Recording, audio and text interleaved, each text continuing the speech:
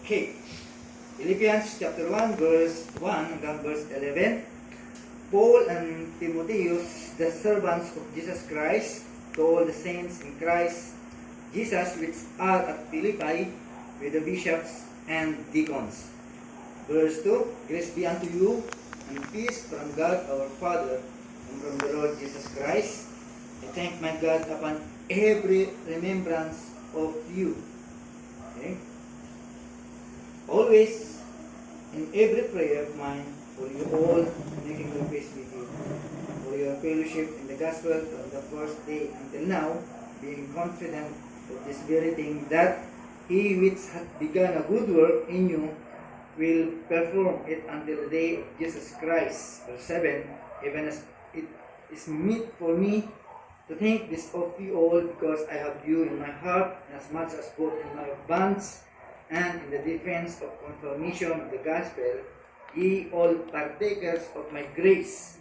Verse 8, for God is my record, how greatly I long after you all in the bowels of Jesus Christ. Verse 9, and this is I pray, that your love may abound yet more and more in knowledge and all judgment.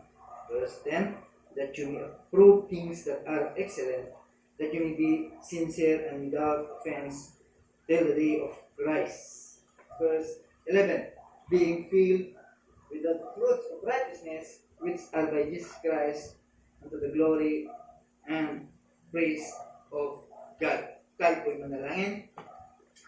Salamat po muli o Diyos sa gabi po ito na minsan kami po ay muling pinipon mo sa isang mahalagang gawain. Dala-dala po muli namin o Diyos ang aming mataas na papuri, pagsalat ka sa gabi po ito, sapagkat alam po namin sa dalawa tatlo na nagtitipon-tipon, ikaw po ay aming nasa kalagitnaan. Salamat po sa presensya mo Diyos sa gabi po ito, aming Diyos. Sulit po na siya pong magbigay po sa amin ng kapaliwanagan, kapangyarihan upang ang salita mo ay aming may pamuhay sa araw-araw. O Diyos, salamat po sa mga nagdaang panahon, oras, araw, kung saan ay binayaan niyo po kami ng sapat na pananampalataya to overcome, Lord, yung mga araw. Kaya salamat din sa mga biyaya at pagpapala mo, at lalo na po sa hininga na bayaran niyo po sa amin. Salamat po Diyos. Uli, pagpalaan po ang iyong mga anak. Sana po ay mapusod po kami sa mensahe po ng iyong salita. Pakaingatan mo po, O Diyos, ang mga kapatid pa na patungo po rito. At pakaingatan mo rin po ang mga kapatid po namin na hindi po namin nakakasama. Salamat po namin ng Diyos na ikaw po ang comfort po para sa kanila. Tawad po sa mga pagkukulang. Ito po aming dalangin sa pangalan sa Jesus. Amen. Okay, so nakita po natin as we read the text, ay nakita po natin na mayroong ugnayan ang si Apostol Paul at saka mga taga Philippians, no? At nakita po natin na bakit ganon. So, sabihin, mayroong bagay na nice na hindi maputol, right? Kasi kahit sabihin po natin na malayo si Paul ay nakakausap niya pa rin ang mga taga-Pilipos sa pamamagitan po ng liham. Kaya dito sa sulat ni Paul ay nakita po natin na siya po ay nagpapasalamat. No? Ibig sabihin, napaka-special po sa kanya ang ganitong senaryo. No? Yung yung pakipag-ugnayan po niya. Kaya dito ay nakita po natin na si Pablo ay pinagninilayan niya po yung kaugnayan sa iglesia ng Pilipos. No? Habang ginagawa niya at itinala niya ang ilang dahilan kung bakit naging malapit. Siyempre, tignan po natin kung gaano kalapit yung mga simbahan po sa puso po ni Paul. Kaya makikita po natin na sa paglipas ng panahon ay nandoon pa rin yung bigkis ng pagsasama. Kaya makikita po natin dito kung bakit nagtagal, no? Sa mga simbahan, kung bakit nagtatagal ang mga tao sa loob, dahil mayroong tali na nagbibigkis sa kanila. Kung wala po yun, hindi tayo magtatagal po dito, right? Kasi iba-iba ang ating kinagisnan, iba-iba ang ating pananaw, ugali, at hindi tayo magkakasundo. Kaya mayroong isang bagay na hindi na kanilang tinitignan. Okay? Ito yung tinatawag na big kiss na kung saan ay nagbibigay ng uh, pagsasama. No? The ties that binds. Ibig sabihin yung tali o na nagbibigis. No? Kaya tignan po natin. At alam po naman natin na kaya nagtagal po ang congregation po ito because there's something na nagbabind po sa kanila. So, ganoon din po ang mga ganong simbahan. Tulad po ng historic heritage ay bagamat come and go ang mga Kristiyano ay hindi pa rin nagsasara o whatever. Yung mga ibang simbahan kapag nagkaroon ng nag-decline ang mga membro, ay isinasara nila ang pintuan ng simbahan. Bakit kaya? So, merong mahalaga kung bakit nananatili ang ganitong kongregasyon o ganitong simbahan. Right? Ano kaya yun? Ating tignan in verse 1 and verse 6. Okay? Ano kaya ang binds? Ano kaya yung big kiss pong ito? Una, yung bawat isa ay nasa kanila po yung kaligtasan. Diba? Yun lang naman eh. Kung wala po yun at hindi po tayo ligtas, bakit po tayo nagsasama-sama po dito? Right? Bakit po tayo nagtyaga pa dito? Kaya tingnan po natin, no? Ang kaligtasan po ay ito po yung karaniwang pangangailangan po ng lahat ng tao. Right? Maaaring hindi po nila tinitingnan, iniisip, sapagkat ang sabi po ng Romans chapter 3 verse 23, Romans chapter 6 verse 23, na lahat tayo po ay makasalanan. At tayo po ay malayo sa Diyos. Kaya maraming mga tao na hindi po nila nakikita ang ganitong panangailangan. Right? Maraming mga tao na ayaw saliksikin yung mga pangangailangan sapagkat ang isang tao kung saan seryoso po siya, hahanapin po niya. Diba? Kahit sabihin po natin, hindi po natin na-share sa kanila yung gospel, may mga tao na naghahanap talaga.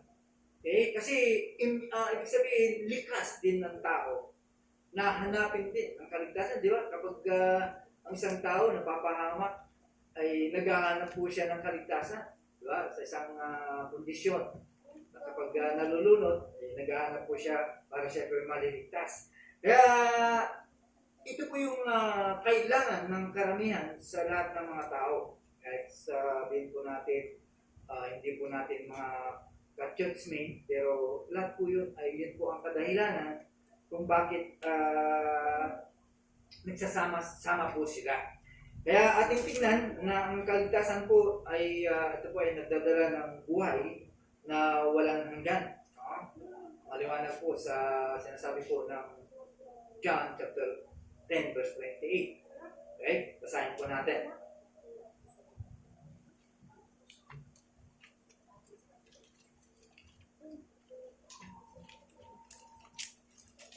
Okay, pakibasa Brother Joshua. John 10:28, and I give unto them eternal life, and they shall never perish, neither shall any man pluck them out of my hand. Okay, no? Ibig sabihin, ito yung sama-sama, no? Sa iba't ibang pinagmulan, no? Pinagmulan, ibig sabihin, pinanggalingan. Ito yung kadahilanan kung bakit nagsama-sama yung mga kaluluwa kung saan iba ang pinagmulan, iba ang interes, iba ang hangarin sa buhay. Dito nagkakaisa, no? Ang kaligtasan. Okay? Kaya ang tawag sa ganun ay ito yung kawan o katawan ng mga mananampalataya. Right? Kaya makikita po natin ang tunay na kaligtasan, ang tanging pag-asa para sa mga Kristiyano o sa mga tao. Kaya sometimes, makikita po natin kapag ito po ang nagtali po sa atin, merong kapayapaan sa loob ng simbahan. Kaya ibig sabihin, sa bawat nakaranas po ng kaligtasan, kung makikita mo sa kanya ang kapayapaan, makikita mo sa kanya ang pakikipag-isa, ang tunay na kaligtasan na kanyang naranasan, may pagbabago sa kanyang buhay.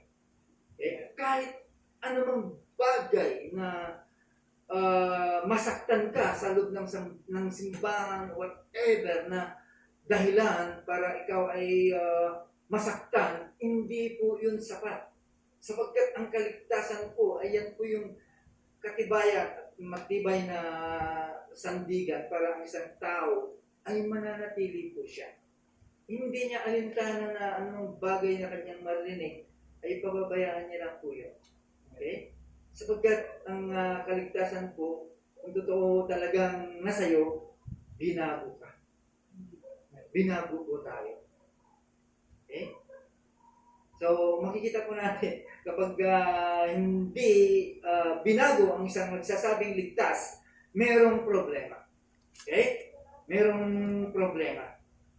Kaya makikita po natin na ang distinguish lang ng isang mananampalataya at hindi ay napakalaki. Di ba? Kaya ang isang ligtas ay makikita mo talaga ang isang malaking pagbabago while yung mga hindi pa nakaranas ng kaligtasan, assist, no? Sila pa rin yun. Kaya tandaan po natin mga kapatid, ang kaligtasan po ang pangunahing ugnayan na nagbubuklod sa simbahan ng Diyos. Wala nang iba. Kasi dyan nag-uumpisa.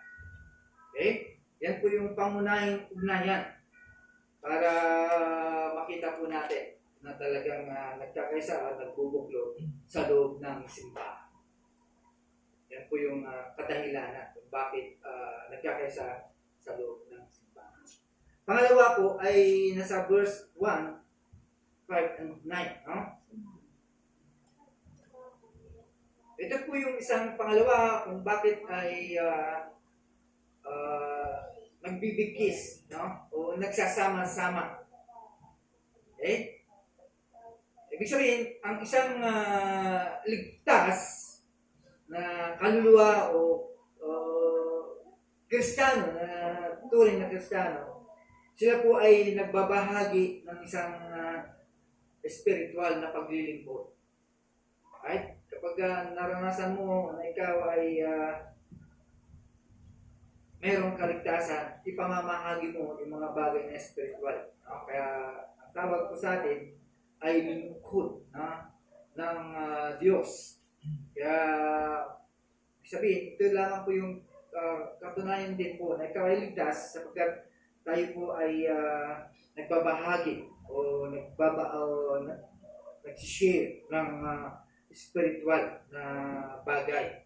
Kaya ang mga mananampalataya dito sa Pilipos ay makikita po natin na si Pablo at ay yung mga mananampalataya na kasama niya ay makikita po natin na tunay na lingkod ng Diyos sa isa't isa. Okay? Ibig sabihin, ang lingkod po ay alipin. Okay? Pag tinawag kang lingkod, ay alipin po tayo. Ibig sabihin, nakatalaga po tayo sa kapakanan po ng iba. Hindi sa kapakanan po natin. Okay? Ibig sabihin, isa rin po ito ang tanda ng tunay na Kristiyano, okay, na unahin ang kanyang sarili ang iba kaysa kanyang sarili. Right? Tandaan po natin, no? Ibig sabihin, kasama po ito sa binago ng ating Panginoon. Okay? Ibig sabihin, yung kaligtasan, pasimula po lamang po yun. Okay? And then, magbubunga po yun. Okay?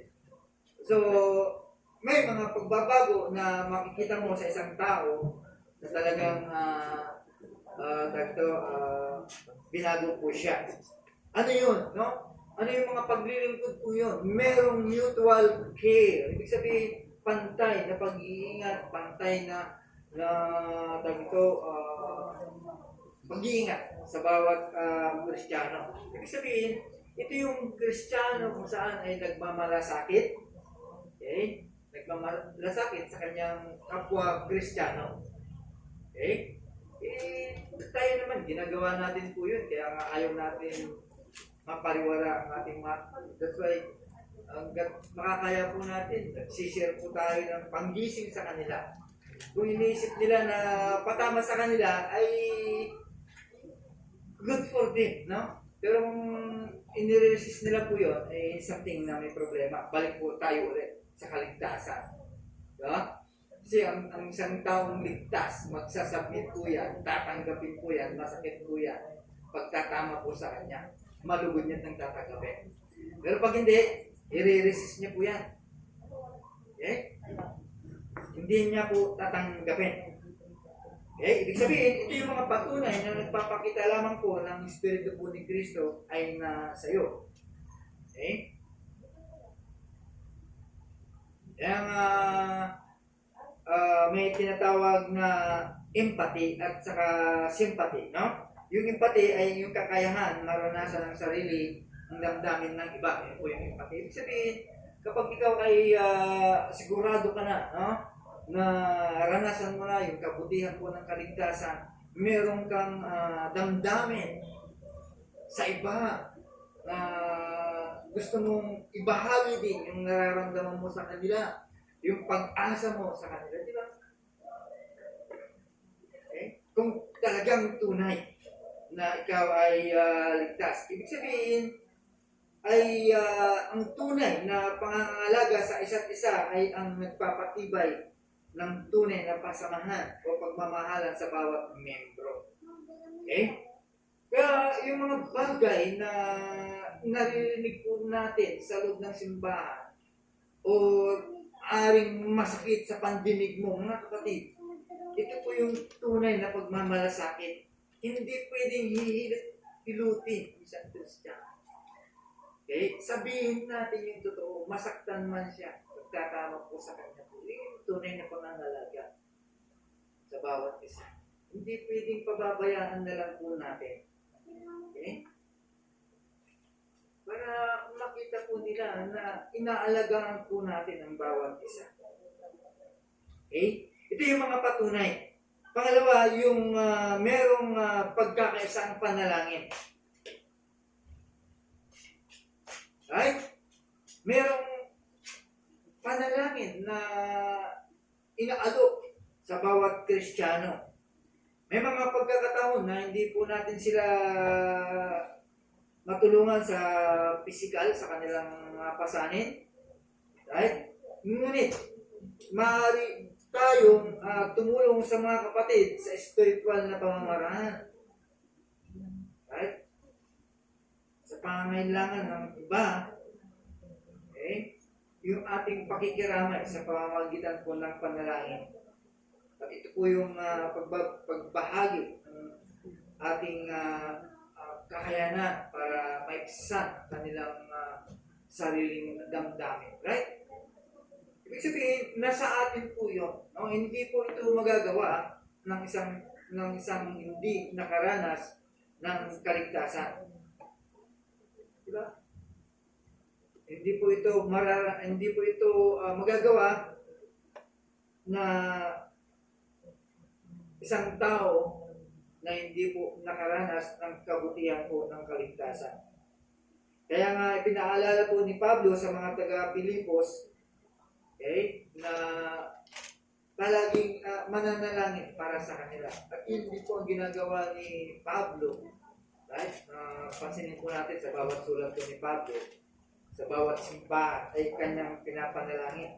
Palaging siyang nananalangin para sa kanila at para sa lahat ng mga mananampalataya, at sinabihan din na ang mga mananampalataya ay manalangin para sa isa't isa. Yun po yung tungkulin po natin. Okay? Yun po yung inatang sa atin para makatulong po tayo sa ating mga kapatid. The next is yung mutual love. Okay? Paano natin may papakita yung ating pagmamahal? Okay? Tandaan po natin, isa rin po sa susi ng tunay na pagsasama ang pag-ibig sa bawat Kristiyano. Okay? Hindi yung pag-ibig na kahit nagkasala na yung Kristiyano, hindi mo na siya itatama. Hindi pag-ibig po yun. Okay? Sabihin, sabihan mo kung meron siyang pagkakamali. Okay? Kaya ito po yung mahalagang sangka para sa katagumpayan ng sangsimbahan. Lahat po ito ay bunga po ng kaligtasan. Right? Lahat po ito ay bunga ng kaligtasan. Kaya po natin gawin. Okay? Kaya po natin gawin po ito. Ibig sabihin, binigyan po tayo ng kakayahan, abilidad, para gawin lahat po ito. Kung dati ay hindi mo sila pinapansin, ngayon, laging mas malalim pa ang pag-ibig sa isang kaluluwa. Diba?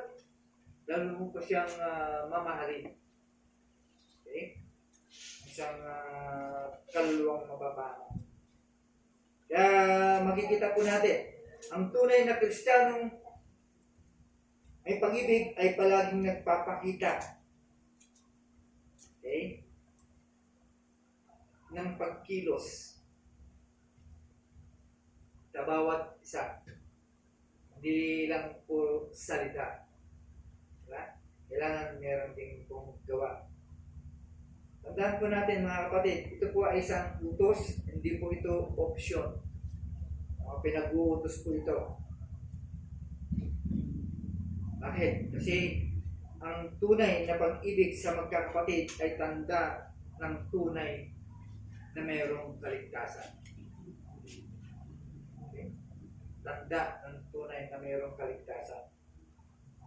Basahin po natin ang 1 John chapter 4 verse 7 and 20.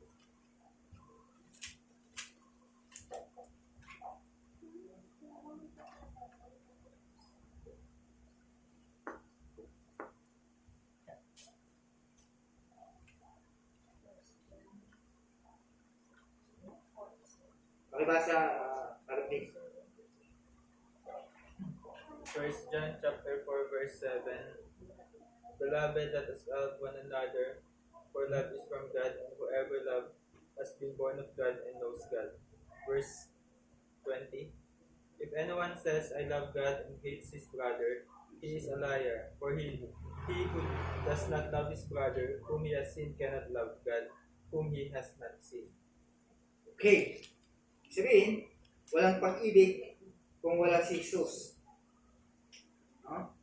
Kaya the more na kilalanin mo si Jesus, makikita mo paano yung pag-ibig na meron sa Kanya. Bidis na inimpart po sa atin. Kaya lang sometimes hindi po natin nagagawa. Di ba? Kaya pag wala si Kristo, walang pag-ibig. Walang pag-ibig pag wala si Kristo, wala si Jesus. Kaya dapat mas kilalanin po natin po siya para makita po natin kung anong klaseng pag-ibig po na sinasabi po ng Biblia. Okay? Kaya mahalaga po ito. Ito po ay isang mahalagang elemento right, sa bawat kapatiran. Tandaan po natin, no? Yung pagpapatawad, yung kaamuan, lahat po yun ay bunga po ng iyong kaligtasan. Yung pagtanggap, yung pagpapala, lahat po yun, kasama po yun, kagalakan. Kaya nga ang isang tao na nakaranas po ng kaligtasan, magiging mabait po yan. Diba? Napansin po niyo yun? Yun po yung bunga po ng ating kaligtasan. And the next is yung meron tayong tinatawag na spiritual na gawain. Kaya nga ang mga taga-Pilipos po ay nagtataglay at pagnanais na magtrabaho para sa pagdala ng karangalan sa Panginoon. Yung mga taga-Pilipos, kaya nga nagpapasalamat si Pablo sa kanila. Ito yung bukod tangi na sulat kung saan napaka-special po kay Pablo. Dahil nakita po niya ang mga taga-Pilipos kung paano in-exercise yung kanilang kaligtasan. Imagine, layo ng distansya. Pero yung suporta at saka yung spiritual na panalangin ay nararanasan po ni Pablo. Okay? Kaya sa kanila, ginagawa po nila po ito para sa Panginoon. Okay? Kaya pasalamat po tayo sa ating Diyos.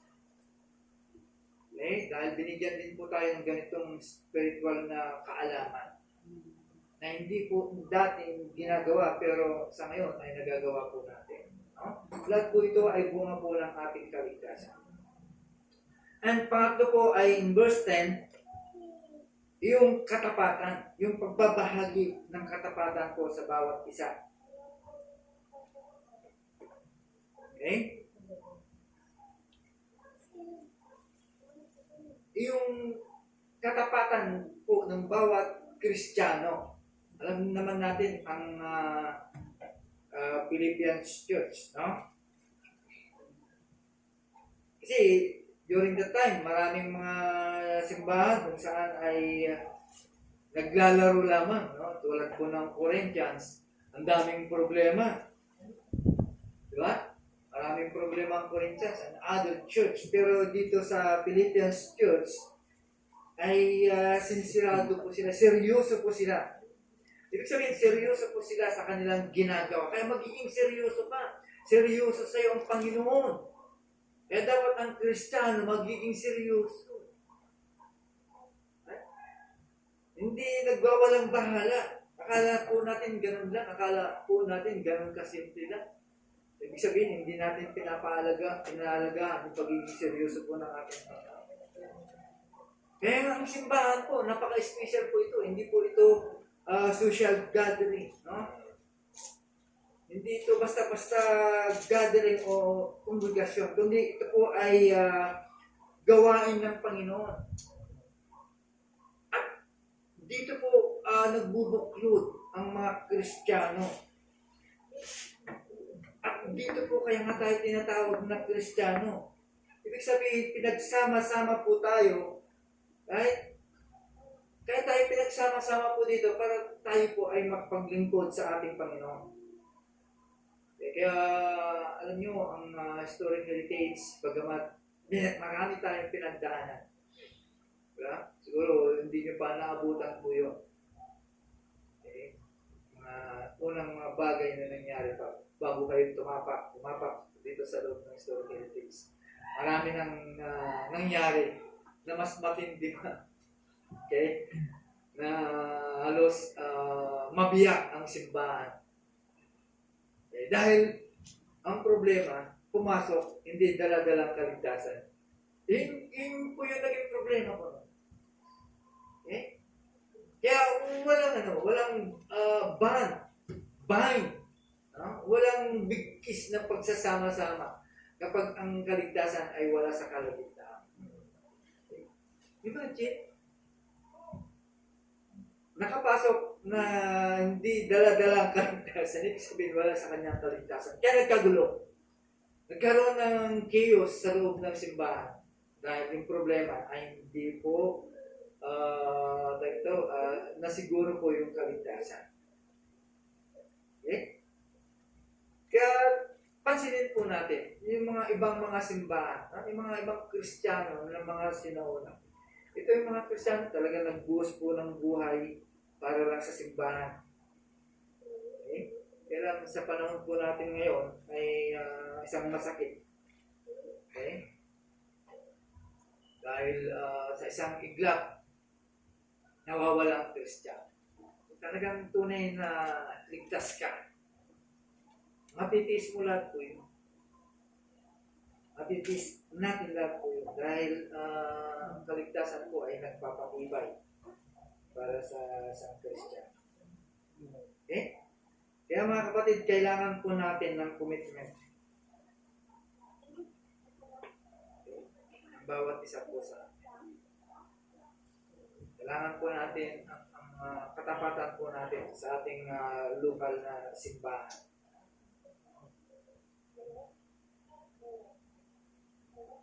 Kailangan po ang iyong katapatan.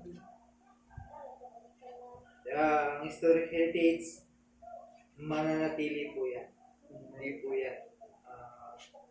Kahit mawala na po tayo, tatayo pa rin yan. Historic heritage na yan. Diba? Hindi yung mga ibang simbahan, hinati pa eh. Hinati. Literal na hinati. Okay? Sabi ko nga sa inyo, yung simbahan na yung pagkukulay lang ng hymnal book, di sila nagkakasundo, nagkahiwa-hiwala. Asa nagkaligtasan na nagsasabi ikaw ay ligtas? Diba? Kaya yun yung nagbubuklod po sa atin. Kaya mga kapatid, si Paul, si Pablo, okay, ay makikita po natin yung isang kahangahangang relasyon na meron po sa bawat isa po sa kanila. Ito po yung magandang bagay na dapat tularan ng isang simbahan. Okay? Ibig sabihin, ang mga ito, iba't ibang kanilang katangian, pero nagkakaisa po sila. Okay? Hindi na nila tinitignan kung ano yung kanilang sarili. Basta ang tinitignan nila, yung nagbuklod sa kanila. Na meron silang isang pananampalataya, isang baptism, at isang, one faith, one baptism, and one Lord. Yun yung meron sa kanila. What if, kung nakarinig ka, yun yung problema kasi, di ba? Parang matama sa akin ito. Salamat ka na dahil tinamaan ka. No? Kung hindi, baka stagnant ka na. Or, tawag ito, yung kalyado ng puso mo, yung konsensya mo. No? Pag yun ang nangyari sa'yo, wala na. Kaya pasalamat po tayo. Kung sakaling tinamaan po tayo, wake up call po yun. Good for you. Good for us. Dahil ginigising po tayo. Right? Dito sa Philippians po ito, talagang makikita po natin kung paano sila, ibig sabihin, sinunod po nila yung bunga kung saan ay naranasan po nilang kaligtasan. Kaya again, mga kapatid, tignan po natin ang ating sarili at tignan kung saan talaga tayo nakatayo. Diba? Baka iba ang tinatayuan po natin. Okay? Kaya ang tanong, taglay mo ba o taglay ba natin ang espiritong naglilingkod? Okay? Taos puso ba tayo tungkol sa gawain ng Panginoon? Yun naman ang kailangan po natin. Okay? Kung wala po yun, hindi po tayo magtatagal po.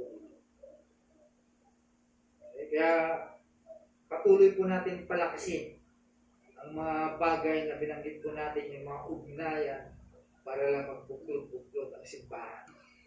Kailangan po natin yun.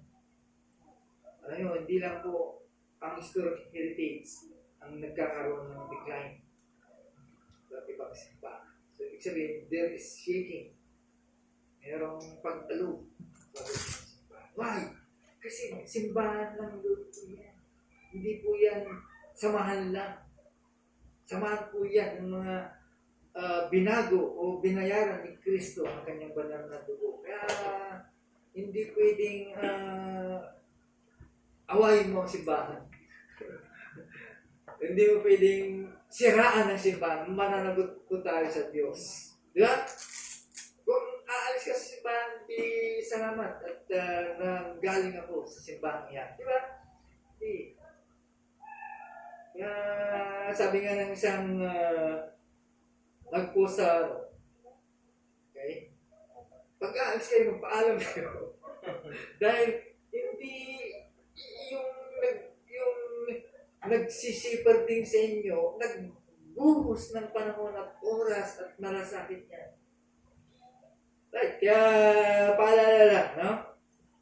Paalala lang po sa atin na tayo po ay tunay na nakaranas po ng kaligtasan. Kaya pag naranasan mo ang kaligtasan, mayroong spiritual na paglilingkod. Okay? Yan po yung bunga po ng ating kaligtasan. Kaya ito po yung bigkis kung saan ay pinagbibigkis-bigkis. Ito yung tali kung saan ay nagkaroon ng pagbibigkis sa bawat isa. Tayo po'y manalangin. Dakilang Diyos, kami po ay nagpapasalamat sa aming natutunan sa gabi po ito. Tunay po Lord na ang kaligtasan lamang po Diyos ang aming ang susi po ng lahat. Kung wala po ito, ay hindi po ito magtatagumpay. Maaaring magkakaroon po ng kaguluhan sa loob ng simbahan. Maaaring hindi po kami magkakasundo-sundo kung wala po ito, Diyos. Maaaring magkaroon po ng chaos sa loob ng simbahan. Subalit po, Diyos, sa mga nagsasabi ng lahat na nakaranas po ng kaligtasan, narito po kami, Panginoon, upang magbuklod-buklod na maglilingkod po sa inyo. Salamat po sa mensahe na aming natumayan sa gabi. Ito naway, mamutawi po sa aming puso at kaisipan at may pamuhay po namin po ito, Diyos. Salamat po muli upang dalangin sa pangalan po ni Jesus. Amen. Alright, bago po tayo mag-start,